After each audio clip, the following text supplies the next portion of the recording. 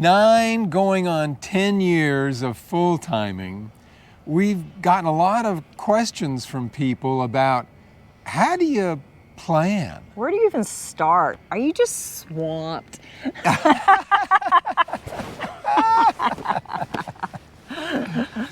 I have my moments. She has her moments.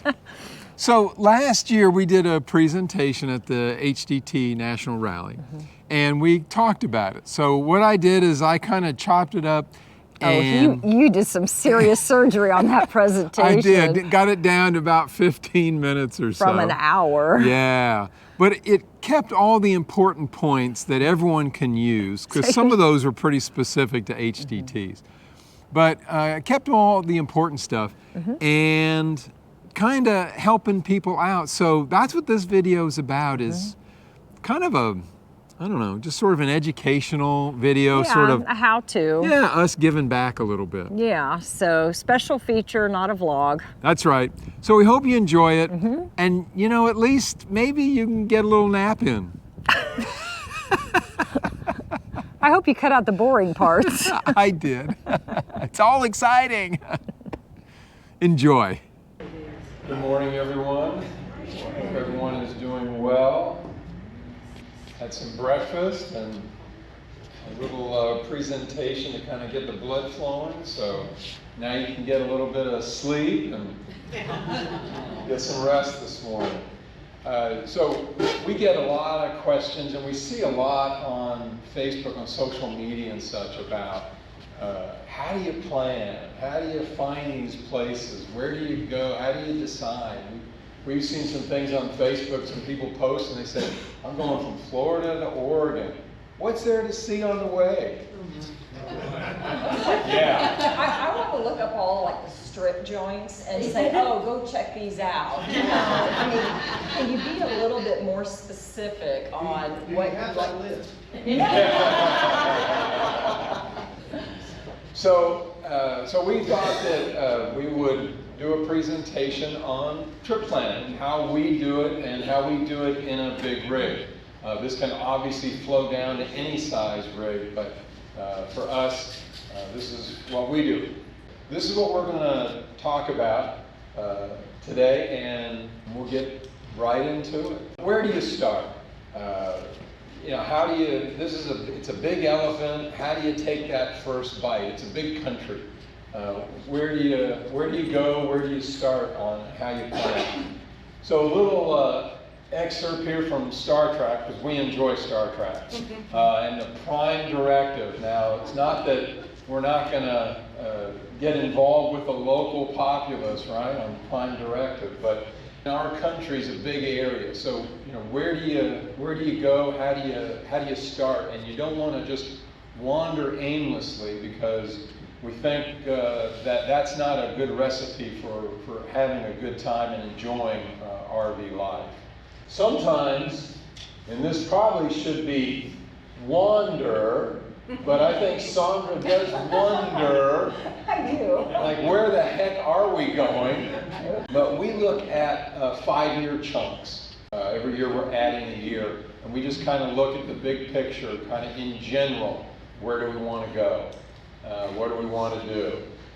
This is how it started. We'll put it on a spreadsheet. Big surprise, right? And that'll be all that much better. Well, no. We're always going to make changes to this. It's a fluid document. It's always going to change, and that's okay. So as we get closer and a little more refined, I'll say, on what we're going to see and do, then it starts to become just a little more legible. And so how do you get to this list? One good way is follow your hobbies or your passions or your interests. It could be national parks, geocaching, it might be scrapbooking. Stickers. Yeah, not scrapbooking, stickers. Yeah, all of the stickers. You know, museums. It just, whatever it is, it doesn't really matter what it is, as long as you have an interest and a passion for it and something that you can sort of build your travels around. Some people lived on the East Coast all their lives, and they're like, man, I want to see what the West is all about. And the other key is to plan and pencil. Just because you put it on a sheet doesn't mean that you got to stick to it. Things may change, your interests may change. Our RVs have got wheels, and that's a reason why. We've gotten to some places sometimes we're like, oh, yeah, we're going to be here another week, or oh, we're going to get the heck out of Dodge. Where do you start once you've sort of determined where you're going and what interests you in the areas? How do you sort of start to find what to do in those areas? So Google is our friend. This is a cool sticker. I found this in my sticker book. Yeah, so it says... You put a sticker in the presentation. I did. So it says, so it turns out being an adult is mostly just about Googling how to do stuff. You Google what's there to do in wherever. And it comes back with a list of things, and you sort of pick what interests you. And it can be for anything, you know, salmon running in Valdez, or, you know, where are the bears, you know, in wildlife in Glacier National Park. Plan our activities out. What do we want to do? Why are we there? And Sandra will get on the weather map, the app, and see for the next week, what's the weather going to be like? And we'll match that weather with the appropriate activity. So once we've... Yeah, so, so on the planner, what I pencil it in, you can't see it from here, but I kind of write down the weather forecast along the top, and then I match the activities along the top. And it just so happened we were going to be bike riding, doing a lot of bike riding on this particular week, so I found this really cute scrapbook paper for bike riding. The other thing that we'll do when we get to an area is we will, the very first day, we'll hit the visitor center. Now, I'll admit, the first time, a couple times we did this, I thought it was a bit of a waste of time. I wanted to get out there and get into it, right? Because we're there, wherever we're at. But Sandra's like, no, we got to go to the visitor center. And it's really a good idea. Because they have lots of stickers there. And t-shirts. But we go and we'll talk to the people there, because normally they're more local, or they've got some more information about the area. All right, so we've discovered all these great places we want to get to, but we've got to get to them, right? And you've got to discover your own travel style. Some people talk about, 333 or 444 or 122 or whatever it is. You travel no more than, say, 200 miles in a day. Drive no more than 2 hours without a stop, and you stop by 2 o'clock that day. We actually like travel days. We enjoy it. We enjoy the process of hooking up and getting into a place and traveling. So we just kind of go with how we feel that day. It's important for you to understand what you enjoy and what you like, and so that you're refreshed and that you're enjoying the process.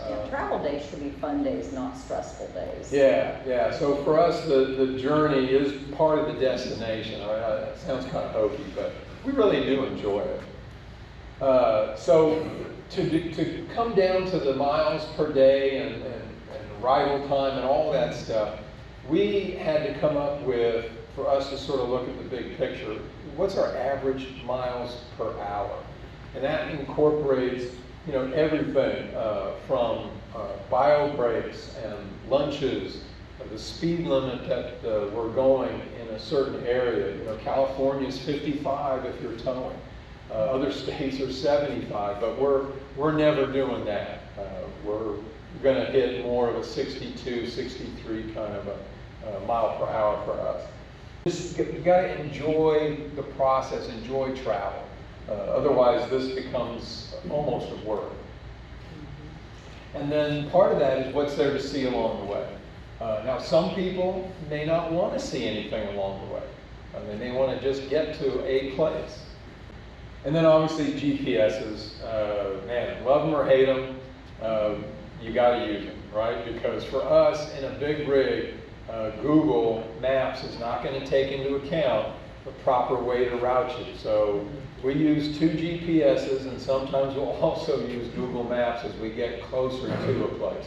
And then the other thing is we always carry the paper atlas, the STAA Truckers Atlas, because sometimes you may not have self-service to pull up Google Maps and stuff. So we're always reaching over there and pulling the map out to see, okay, is this STA approved or not?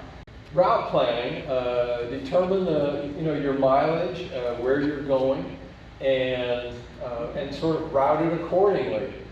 So sometimes it may not be the most efficient route, right? Depending on what you want to see. So we added about 13 stops over those 36 days because there were some neat things that we wanted to see, and we didn't think that each one of those might justify a week. Well, that justified like a month. Yeah. Okay, but that was a harvest host, and they were nice enough actually to let us stay there for 2 nights. And Yeah. so the owner and I are pretty good friends now. Stacey's really nice. The largest, excuse me, the largest scrapbook store in the United States. What do we look for? What do I look for when trying to find a place that we decided where we're going, now we gotta stay there. So I obviously have to look for the right route to get us there. We can't get through it. So I do that. I look at the appropriate routes, STA, which is approved for trucks. And yes, there are some different routes that are STA approved that you may not want to go on. You know, California, for instance, gets a really bad rap, but California is a great state to travel in because on their Caltrans DOT website, they will give you truck routes, what highways and what routes are approved for unlimited length for 65 feet, and then they'll let you know on the kingpin to rear axle, a KPRA, what that limit is for certain roads. And they give you all the information for you to make a good decision. Proximity, Sandra doesn't want to spend a lot of time in the smart car. Yeah, David's okay to drive 50 miles. I want to be 5 miles from wherever we're going. Yeah. Obviously cost, she's going to put it on a spreadsheet. I'm going to be graded later. Under budget. Right? So I've got to look for cost. Lower is better. Free is always good, as long as it's a nice place. Obviously, can we fit? It does no good for it to be free and within 5 miles if we can't get in there, right? Weather. We like to be in nice weather. Sometimes you can't help it, but we like to try to be in the 70s, low 80s, that area and stuff. And yes, there's a spreadsheet for that. And so for trip planning, what we'll do, because like when we do tours, David will tell me the basic places that we're going to go.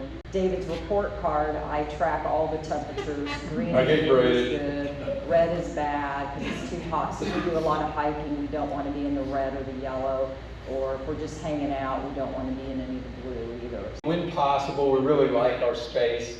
We like the camping experience and the solitude and the peace and the quiet. So we always try to strive for that as well. So how do you find these places?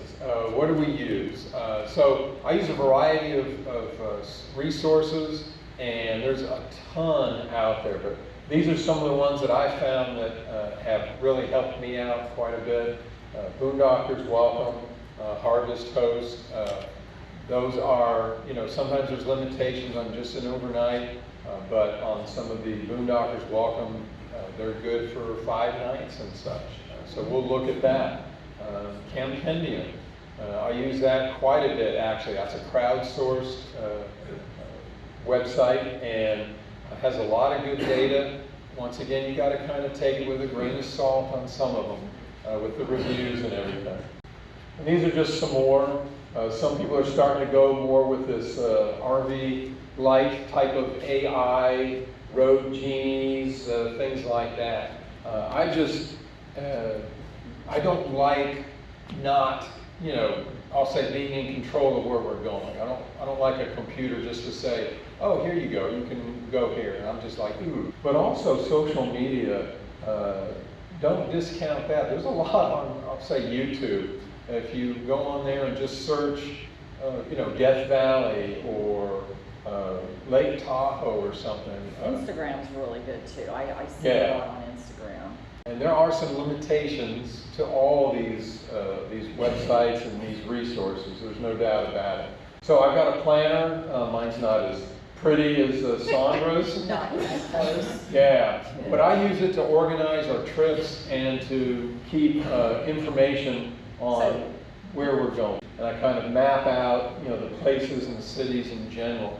And then as we get down to making reservations or establishing GPS coordinates, or, you know, if I know I need to make a reservation at some point, then I will jot this down on my to-do for the month.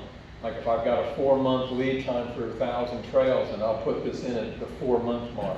And then I'll look at that and I'll go ahead and do what I need to do based on my to-do list. And then once I've done that, if I got GPS coordinates, I'll figure out a confirmation number, then I'll mark that down in the month and the days where we're staying at that place. So then I've got that written. I don't need my phone, you know, in case we don't have service or something like that. And it doesn't have to be ugly like this. So that's it. That's how we do it and travel around. And if there's any questions,